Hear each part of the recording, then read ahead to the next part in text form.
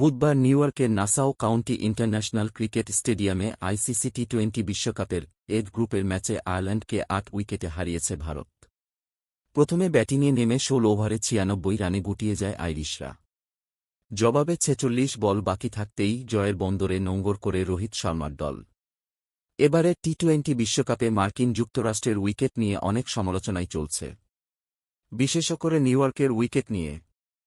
আউটফিল্ডও চলনসই নয়, যে কারণে রানও উঠছে বেশ কম। এদিন শুরুতেই রোহিত শর্মার ক্যাচ ধরতে পারলে কিছুটা হলেও ভুগতে পারত ভারতীয়রা। তবে বিরাট কোহলিকে ফিরিয়ে শুরুটা মন্দ করেনি আইরিশরা। ওপেনিংয়ে সুবিধা করতে পারেননি কোহলি। মার্ক অ্যাডায়ারের বলে টপেজ হয়ে বেন হোয়াইটের তালুবন্দী হয়ে বিদায় নেন এই ব্যাটার। ৫ বলে ১ রান করেন তিনি। তবে শুরুর ধারা ধরে রাখতে পারেনি আইরিশরা। দ্বিতীয় উইকেটে ঋষভ পান্তের সঙ্গে ৪৪ বলে ৫৪ রানের জুটি গড়েন অধিনায়ক রোহিত।